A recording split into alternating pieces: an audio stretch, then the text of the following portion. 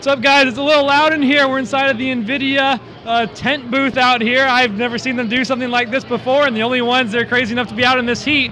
But we're out here because we're going to find out what's going on with S2 Games and Strife. And we've got a developer here to tell us a little bit about what's happened since the last two wipes that they've gone through. Can you give us a little introduction about what you do at S2 Games? Yeah, I'm a creative game designer on Strife, so that means I work on, heroes, items, game systems, things like that.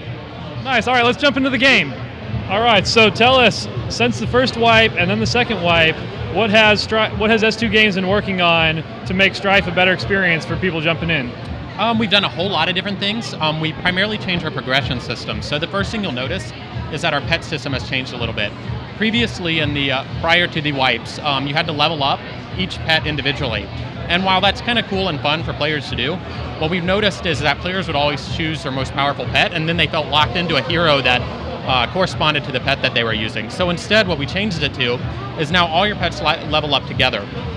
So even when you unlock a brand new pet, that pet will instantly jump to the same level as all your other pets, so that players feel the flexibility of being able to choose any pet in any role when playing the game. The second thing we did is we changed our crafting system. So previously, our crafting system had some power progression associated with it, so players' crafted items were more powerful than the regular items in the game. Well, we heard feedback from our players that they didn't really like this. They thought it was kind of a pay-for-power system. And so we pulled that out, and we made it only the component customization. So now crafting is only unlocking additional choices for different items for you to buy in the game, and no longer any sort of power progression. That being said, is this the final iteration of crafting? We don't know. We may add some additional features to it in the future, but that's currently where we're at now. Outside of the progression systems, we added a whole bunch of new heroes. So since then, we've added about 4 or 5 new heroes. We've added Trixie, Blazer, Claudessa, and Featherstone. And all of these heroes were designed to kind of fulfill several different roles in the game that we thought we were missing, like tanky support heroes, some various different glass cannon type characters, and some more interesting characters that were utilizing some unique mechanics that you aren't seen very often in MOBAs.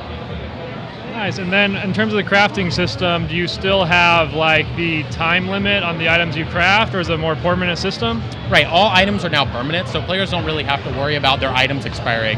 What we really noticed is this was really punishing players that didn't play the game very regularly, and we didn't really like that. We wanted to make sure that every time you play a game, you felt like everything you do lasts forever. And then in terms of like the esports scene, do you guys get feedback from them on the regular? Do you have any tournaments coming up? We don't have any tournaments right now, although the community has been hosting lots of different tournaments themselves. I mean, we already have tons of fans of the game. In terms of new competitive features, we already are supporting replays, but we just added a new spectator interface. So our new spectator interface has tons of different features. You can see lots of stuff going on. Shows like when different battles are going on around the map. It's pretty cool. That's really cool. Let me think. Have you done anything to change the map, or is it still as it's been since the earlier beta test? I mean, there's been some slight tweaks to the map. We've moved some props around a little bit, but for the most part, the map has stayed the same. All right, all of that sounds great, but it's enough of us telling you about it. We're going to get you some beta key codes, and on the 20th, we're going to get you guys into the latest closed beta test, and you can see Strife for yourself. Thank you for your time. Yep, thank you.